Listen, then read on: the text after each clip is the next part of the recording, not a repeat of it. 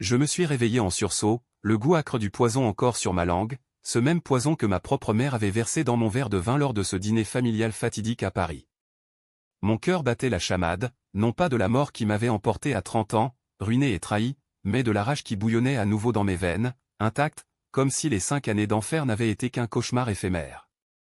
J'étais de retour, dans ce corps jeune et vigoureux d'il y a 5 ans, assis à la table de la vieille maison de famille à Montmartre, face à mes parents qui souriaient hypocritement, ignorant que je connaissais déjà tous leurs secrets, l'héritage de grand-mère détourné, les 18 000 $ volés pour engraisser leur vie de luxe, me laissant à peine 200 misérables billets pour survivre. Le choc me frappa comme un coup de poignard, mes mains tremblaient sur la nappe brodée, et je vis, clair comme le jour, le fantôme de mon propre cadavre gisant sur le sol de marbre froid de notre appartement haussmannien, entouré de leurs larmes de crocodile. Alexandre, mon fils, bois donc ce Bordeaux, il est divin, avait dit mon père ce soir-là, sa voix suave masquant la cupidité qui l'avait poussé à falsifier les testaments, à me dépouiller de tout pour favoriser sa maîtresse. Mais cette fois, je ne boirai pas. Cette fois, je renverserai la table littéralement et figurativement et Paris, cette ville de lumière trompeuse, assisterait à ma résurrection vengeresse. La trahison avait commencé innocemment, ou du moins c'est ce que je croyais à l'époque. J'étais Alexandre Duval, fils unique d'une famille bourgeoise parisienne, élevé dans l'ombre des boulevards et des cafés intellectuels. Grand-mère, Élise, une immigrée algérienne qui avait bâti une fortune modeste dans le commerce de soieries au marché aux puces, m'avait toujours vu comme son héritier spirituel. « Tu es le sang de mon sang, mon petit », me murmurait-elle lors de ses visites, ses yeux noirs pétillant d'une sagesse que mes parents méprisaient. Elle avait envoyé cet argent aux 18 000 $, une somme colossale pour moi à l'époque, un étudiant en droit fauché à la Sorbonne depuis son compte en Suisse, avec une lettre manuscrite, « Pour ton avenir, Alexandre. Ne les laisse pas te voler tes rêves. » Mais mes parents l'avaient intercepté. Père, banquier chez BNP Paribas, et mère, professeur de littérature à la faculté, avait prétexté des frais administratifs pour s'approprier le reste. Moi, j'avais reçu 200 $, froissés dans une enveloppe anonyme, avec un mot laconique, « Pour tes livres ». À 25 ans, j'avais gobé l'excuse. J'avais lutté, endetté, tandis que s'offraient des croisières en Méditerranée et un appartement secondaire à Deauville. Puis vint la spirale, mon mariage arrangé avec Claire, fille d'un collègue de père, qui se révéla être une espionne pour leurs intérêts financiers. Elle m'avait convaincu d'investir dans une start-up bidon, pilotée par mon meilleur ami Julien, un requin de la finance que j'avais rencontré à l'école polytechnique. Il m'avait ruiné, falsifié des signatures, et quand la police avait frappé à la porte, c'était moi l'accusé pour fraude, pour trahison envers l'État français. Emprisonné à Fresnes, j'avais vu ma vie s'effondrer, Claire enceinte d'un autre, Julien promu, et mes parents qui pleuraient en public tout en vendant mes biens pour payer leurs dettes secrètes. La mort était venue comme une libération. Ce dîner, ce vin empoisonné un extrait de Digital, subtil, indétectable. Un accident, mon pauvre fils, avait-il dit aux gendarmes. Mais je savais. Et maintenant, ressuscité dans ce passé, je sentais le poids de la vengeance comme un manteau de plomb sur mes épaules. Paris bruissait dehors, les klaxons des taxis jaunes, l'odeur de baguettes fraîches montant des boulangeries. J'étais vivant. Eux, ils allaient payer. Je me levai de table ce soir-là, feignant l'innocence. Père, mère, j'ai une nouvelle à vous annoncer. Leurs yeux s'illuminèrent, avides de ce qu'ils croyaient être une capitulation.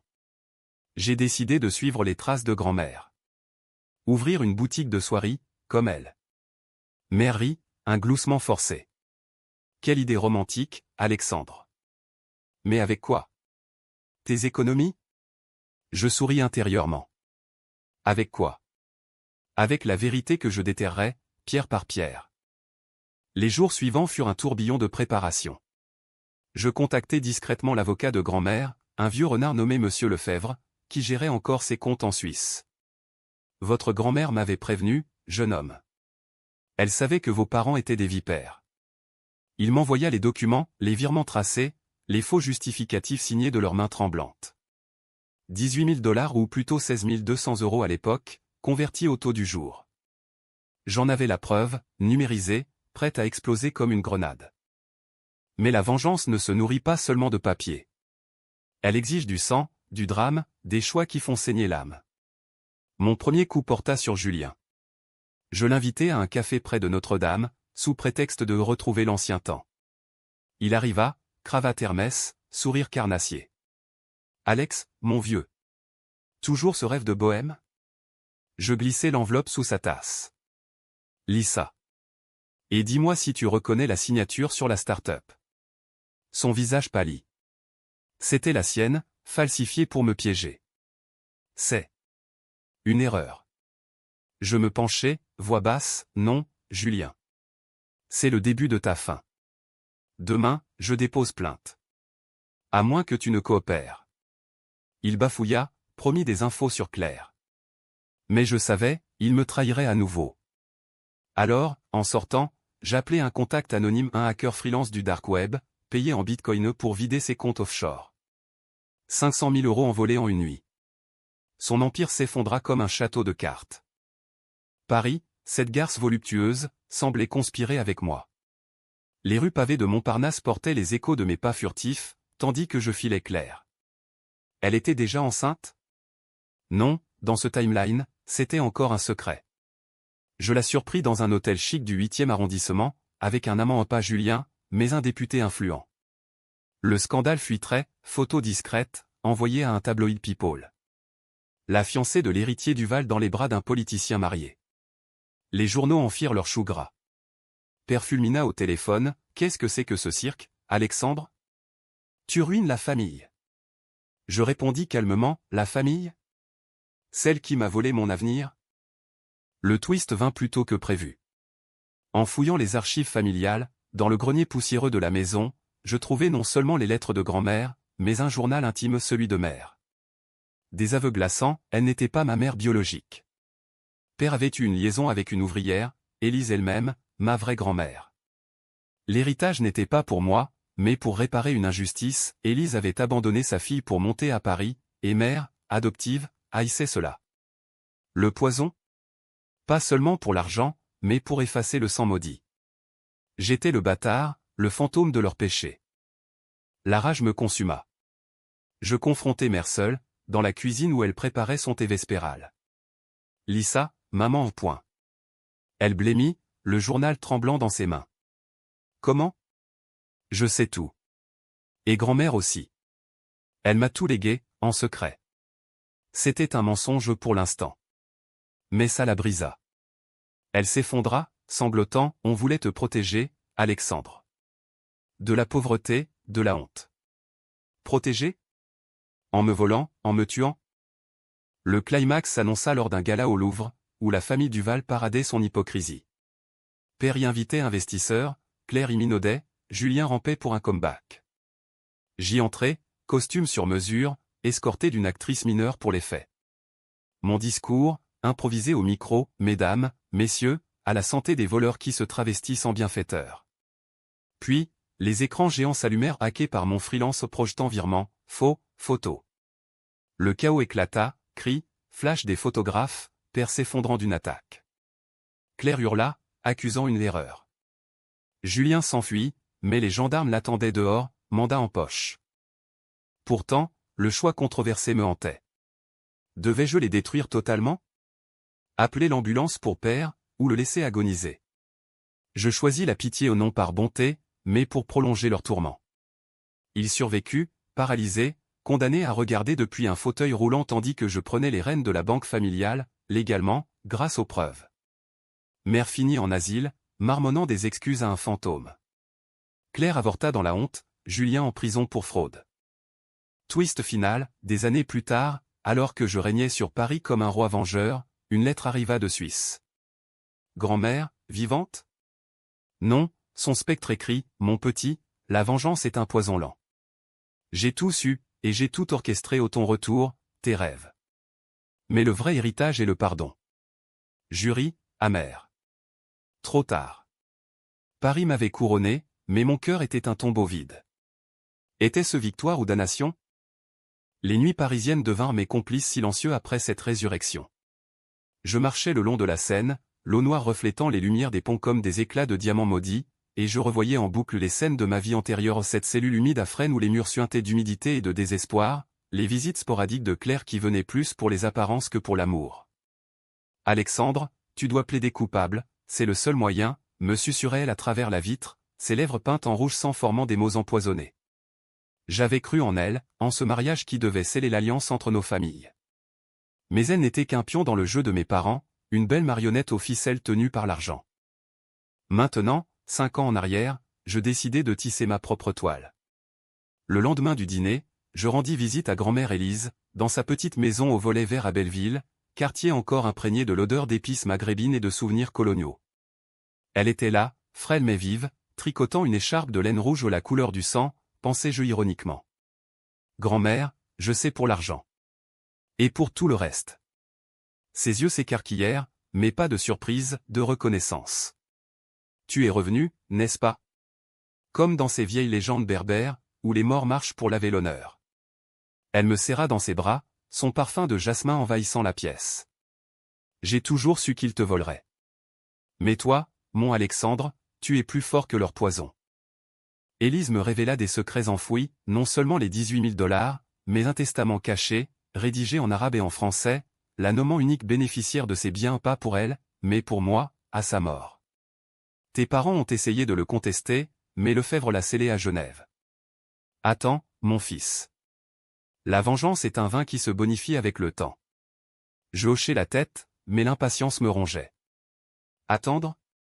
J'avais déjà goûté à la mort, le temps était mon ennemi, pas mon allié. Mon deuxième coup frappa clair. Je l'invitai à un pique-nique romantique aux Tuileries, sous les marronniers en fleurs d'avril aux 5 ans avant notre mariage, quand elle n'était encore que la fiancée potentielle. Elle arriva en robe légère, cheveux cascadants comme une pub L'Oréal, et nous parlâmes d'avenir. Alexandre, ton père dit que tu es idéaliste. Mais l'argent, c'est la réalité. Je ris doucement, sortant une flûte de champagne. Buvons à la réalité, alors. Dans le verre, pas de poison, pas encore, mais une goutte de laxatif subtil, pour l'humilier publiquement. Tandis qu'elle sirotait, je la questionnais, et si je découvrais que mes parents m'ont volé? Que ferais-tu? Elle haussa les épaules. Je resterai avec toi, bien sûr. Pour l'amour. Mensonge. Je le voyais dans ses yeux fuyants. Le soir même, lors d'une soirée mondaine chez des amis communs, l'effet se fit sentir. Claire, pâle et suante, se rua aux toilettes, manquant de renverser un plateau de canapé. Les rires fusèrent, discrets mais assassins. Pauvre chérie, trop de rosée, murmura une comtesse. Moi, je feignis l'inquiétude, les dents à s'éclipser. Dans la voiture, elle pleura, « Qu'est-ce que tu m'as fait? Rien que tu ne mérites pas, dis à ton père que le mariage est annulé. Et transmets à Julien que je sais pour la start-up. » Elle octa, trahi. Comment? Je sais tout, Claire. Et je n'ai pas fini. Julien, lui, contre-attaqua vite. Il m'appela le lendemain, voix mielleuse, « Alex, on doit parler. Rendez-vous au Fouquet's ?» J'acceptai, armé de mon téléphone enregistrant tout. Sur la terrasse ensoleillée des Champs-Élysées, il tenta de m'acheter, « Écoute, la start-up, c'était une erreur. Mais on peut en refaire une, toi et moi. 50-50e. » Je sirotai mon espresso, observant les touristes. Et Claire? Elle est au courant. Il rougit. C'est du passé. Mensonge bis. Je sortis les documents en copie des faux qu'il avait signés dans ma vie passée. Ça, c'est ton avenir si tu ne coopères pas, dépose 100 000 € sur mon compte anonyme. Ou je balance tout à la DGCCRF. Il accepta, mais je vis la haine dans ses yeux. Cette nuit-là, mon hacker frappa, pas seulement ses comptes, mais ses mails, révélant des liaisons avec des mineurs, un scandale qui le coûta son poste à Polytechnique. Les journaux titrèrent « Le Golden Boy de la finance dans la tourmente sexuelle ». Père à plat, furieux, tu es en train de détruire tout ce que j'ai bâti.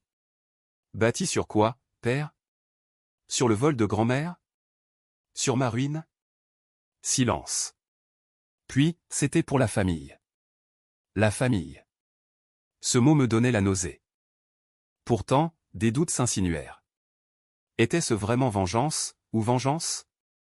Dans les archives de la banque, je trouvais des traces. Père n'était pas seulement cupide, il jouait gros aux courses d'Auteuil, perdant des fortunes pour payer des dettes de jeu. L'héritage de grand-mère avait servi à le sauver d'une faillite personnelle. Une pitié fugace me traversa. Non. Il m'avait tué. Le choix controversé vint, détruire sa réputation publiquement, ou l'exposer en privé pour qu'il se suicide de honte. Je choisis le public. Un leak anonyme aux Inrocks, le banquier Duval, voleur d'héritage familial. Les actions de BNP chutèrent, il fut suspendu. Mère, sentant le vent tourner, tenta de me reconquérir. Elle m'invita à l'Opéra Garnier, pour un spectacle en famille. La Traviata, ironie du sort, une femme trahie par l'amour et l'argent. Dans la loge, sous les lustres cristallins, elle murmura, « Alexandre, pardonne-nous. C'était pour te protéger de la pauvreté d'Élise. » De la pauvreté? Ou de la vérité? Je glissai le journal intime sur ses genoux. Elle le lut, larmes coulant sur le velours. Je t'aime, mon fils. Mensonge final. En sortant, je la vis s'effondrer dans les bras d'un usurier au son propre secret, des prêts usuraires pour financer ses voyages culturels. Paris se resserrait autour d'eux comme un étau. Élise me conseilla, la vengeance est un feu, mais ne te consume pas. Trop tard. Le feu brûlait en moi, et la nuit, je rêvais de mon propre poison, me demandant si j'étais le monstre maintenant. La machine vengeresse s'emballa, et Paris, avec son rythme effréné de métro bondé et de terrasses bondées, devint le théâtre de ma guerre privée. J'achetai la boutique de soierie dans le Marais, utilisant les premiers fonds de Julien rebaptisé l'Élysée, en hommage à grand-mère. Les rubans chatoyants de soie bleue et or attirèrent une clientèle chic, actrice de Saint-Germain, diplomate du Quai d'Orsay. Mais ce n'était pas pour l'argent, c'était pour l'ironie. Chaque mètre de tissu vendu était une gifle à mes parents, qui avaient toujours moqué les petits commerces d'Élise. Claire, brisée par le scandale, tenta une contre-attaque pathétique. Elle m'envoya des lettres, postées de son appartement cossu du 16e, « Alexandre, je t'aime vraiment. Laisse-moi te prouver. » Je répondis par un bouquet de roses empoisonnées non littéralement, mais avec des épines acérées, accompagnées d'une note, « Les roses fans, comme les mensonges. » Puis, le coup de grâce, je contactai son père, le collègue de père, et lui révélai ses liaisons. « Votre fille n'est pas faite pour notre alliance. » Le mariage fut annulé officiellement, et Claire, enceinte? Dans cette ligne temporelle, elle avorta en secret, le tabloïd la traquant comme une proie. L'héritière déchue, avortement et scandale, titra Paris Match. Je lus l'article au café de Flore, sirotant un pastis, un sourire froid aux lèvres. Était-ce justice, ou cruauté gratuite? Le doute me rongeait, mais la voix de ma mort passée hurlait, « Continue !» Julien, quant à lui, sombra vite. Libéré sous caution, il tenta de me confronter dans mon nouveau bureau, une mansarde chic surplombant la place des Vosges. « Tu me dois tout, Alex. Sans moi, tu serais rien. » Il brandissait un dossier ou des preuves fabriquées pour me salir, des mets truqués me liant à des fraudes. Je ris. Essaie. Mais d'abord, signe ça. Un contrat de silence, ou plutôt un aveu écrit de ses forgeries passées. Il refusa, et je pressai un bouton, la porte s'ouvrit sur 2 agents de la brigade financière, typés par mon leak. « Monsieur Lambert, vous êtes en état d'arrestation. » Ses cris résonnèrent dans la cour pavée tandis qu'on l'embarquait. En cellule, il écrivit, « Tu es un démon. » Peut-être l'étais-je. Père, paralysé par le stress mais pas encore frappé, orchestra une réunion familiale forcée à Deauville, dans leur villa face à la mer Normande. Le vent salé fouettait les dunes, et la table était dressée comme pour une trêve, huîtres de Courseulles, homards bretons, vin de Bordeaux millésimé. Mère, les yeux cernés, servait en silence. Alexandre, assieds-toi. Parlons. Je m'installai, observant leurs mains tremblantes. Parler de quoi? Du testament falsifié? Des 18 000 $? Père, tout ça. C'était une erreur de jeunesse. Ton grand-père avait des dettes de jeu, et Élise. Élise, qui est ma vraie grand-mère? Ou pire, ma mère? Le silence fut assourdissant, brisé seulement par le cri des mouettes. C'est là que le choix controversé frappa comme une vague. Père à voix, oui, Élise était ta mère biologique. Ta mère ici t'a élevé par pitié, après qu'Élise l'ait abandonné enfant pour réussir à Paris. Mère sanglota. Je t'ai aimé comme le mien. Amour? C'était possession. Le twist familial me terrassa, j'étais le fruit d'une liaison interdite, un secret enterré pour préserver l'honneur du Val. Vengeance ou rédemption? Je pouvais les dénoncer pour inceste moral, ruiner leur nom à jamais. Ou les forcer à restituer, à réparer.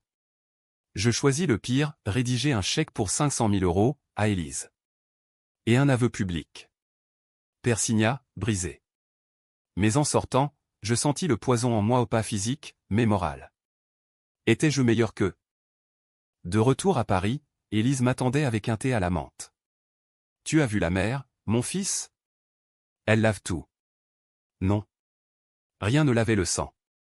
Le climax montait, le gala au Louvre approchait, et j'avais invité la presse. Père y serait, en fauteuil, pour honorer la famille. Ironie suprême. Les nuits, je ne dormais plus. Rêves de Fresnes se mêlaient à des visions de Claire suppliante, de Julien en chaîne. Paris, avec ses catacombes secrètes, semblait murmurer, continue, ou arrête. Je continuais. Le gala au Louvre fut le pivot, le moment où la vengeance passa de l'ombre à la lumière crue des projecteurs. J'avais tout orchestré, invitation falsifiée pour père et mère, un discours prêt, et mon hacker en stand-by pour les écrans géants. La cour carrée scintillait sous les lustres, les invités en smoking et robe de soirée valsant au son d'un quatuor à cordes jouant du Ravel français jusqu'à la moelle, dramatique et tourmentée. Élise était à mes côtés, en sari de soie indienne, un clin d'œil à ses racines. Sois fort, Alexandre. La vérité est une lame à double tranchant. Père arriva en fauteuil roulant, poussé par un infirmier payé grassement en ma générosité. Mère, pâle comme un spectre, s'accrochait à son bras. Claire rôdait dans un coin, seule, son alliance brisée visible comme une plaie ouverte. Julien? En prison provisoire, mais son ombre planait via un message anonyme, tu paieras. Je portais un toast lors du dîner, à la famille, ce lien indissoluble. Les rires fusèrent. Puis, le signal. Les écrans s'animèrent, virements bancaires, scan de faux testaments, extrait du journal de mère. Alexandre doit disparaître, comme le bâtard qu'il est. Cri d'horreur. Père tenta de se lever, mais s'effondra, bafouillant, c'est un montage. La presse bondit, flash, micro tendu. Monsieur Duval, est-ce vrai pour l'héritage volé? Et la paternité cachée? Mère hurla, arrêtez. C'est mon fils. Fils? Le mot résonna comme un écho moqueur. Je pris le micro, voix calme, Paris, ville des Lumières, cache aussi des ténèbres. Mes parents m'ont volé non seulement de l'argent aux 18 000 $ de ma grand-mère mais ma vie entière. Ils m'ont trahi, falsifié, et dans une autre vie, assassiné. Murmure. Mais ce soir, je révèle, je suis le fils d'Élise, la vraie héritière. Et la vengeance est justice. Le chaos éclata. Père fut évacué, infarctus imminent. Mère s'évanouit, emportée par des ambulanciers. Claire me confronta dans un couloir lambrissé, tu es un monstre. J'attendais ton enfant. Mensonge, l'avortement était fait, mais dans la panique, elle l'inventa. Ton enfant? Comme celui du député? Je la gifla au choix controversé, violence physique, illégale, mais cathartique. Elle s'effondra, sanglotant, et je la laissai au vautour des tabloïds. Dehors, sous la pyramide de verre, Élise me serra la main. Tu as libéré nos âmes. Libéré? Non. Emprisonner les leurs. Les jours suivants furent un tourbillon judiciaire, plainte pour fraude, escroquerie, diffamation. Père, hospitalisé, signa une confession depuis son lit, restitution totale, plus dommages. 2 millions d'euros, à moi et Élise. Julien fut condamné à 10 ans, Claire perdit son héritage familial, exilée à Londres dans la honte. Mais le doute grandit. Était-ce assez? La nuit, dans mon appartement surplombant la tour Eiffel, je relus le journal de mère. Des passages tendres, Alexandre rit comme Élise, ce rire qui guérit. Amour tordu, mais réel. Un appel anonyme vint, c'est père. Pardonne-moi. J'ai joué, perdu, volé pour te protéger. Protéger? En me tuant? Je raccrochai, mais le poison moral s'infiltra. Le choix final, témoigner contre eux au procès, ou plaider la clémence. Le tribunal, au palais de justice, était bondé. Avocat en toge, juges impassibles. Monsieur Duval, votre déclaration? Je me levai, ils m'ont détruit. Mais la destruction engendre des monstres. Je demande justice, pas anéantissement. Clémence partielle, peine suspendue, restitution, thérapie familiale forcée. Paris applaudit la réconciliation, mais en moi, la rage couvait. Élise mourut paisiblement cet automne, me léguant tout. Le pardon est la vraie vengeance, nota TL. Mentira TL? Les mois post-procès furent un purgatoire déguisé en triomphe. Paris, indifférente, continuait son ballet, Fashion Week sur les champs, manifs étudiantes place de la République, amour fugace dans les bars enfumés de Bastille. J'avais gagné, la boutique Élysée prospérait, et exportant soieries jusqu'à Milan, la banque familiale, épurée, me nommait consultant, les tabloïds m'avaient couronné l'héritier vengeur. Mais la victoire avait un goût de cendre. Père, en maison de repos à Neuilly, m'envoyait des cartes postales laconiques, le soleil brille ici. Et toi? Mère, en thérapie, écrivait des lettres, j'apprends à être mère, pour de vrai. Claire avait fui en Angleterre, mariée à un banquier obscur, mais des rumeurs disaient qu'elle sombrait dans l'alcool. Julien, en tôle, tentait des appels, aide-moi, Alex. On était amis. Amis? Le mot me faisait vomir. Pourtant, un soir de pluie battante, je visitais Père. La chambre sentait l'antiseptique et le regret. Pourquoi, Père? Le poison? Il pleura, voix brisée, la peur. De te perdre comme Élise m'a perdu. Elle t'a choisi, toi, pas notre famille. Point. Révélation finale, Élise n'avait pas abandonné, elle avait fui ses violences, sa jalousie. Le twist ultime, j'étais non seulement bâtard, mais fruit d'un viol au secret que mère avait eu pour protéger l'honneur. Je méritais la mort, murmura-t-il. Le choix ultime, le plus controversé, pardonner, ou achever? Je sortis sans mots, marchant sous la averse jusqu'à la Seine. Là, sur le pont des Arts, je jetai la lettre de grand-mère, celle du pardon. Non. Je la gardai. Appelons mon hacker une dernière fois, efface tout. Preuve, trace, vengeance. Le lendemain, je visitai mère, on recommence. Pas de famille Duval, mais Duval tout court. Elle octa, serrant ma main. Twist, des mois plus tard, une naissance au pas de Claire, mais d'une nouvelle vie, avec une partenaire honnête, une artiste du Marais. Paris, enfin, scintilla sans ombre. La vengeance m'avait ressuscité, mais le pardon me rendit humain. Était-ce happy end, ou illusion? Personne n'oublia, mais moi, j'appris à oublier.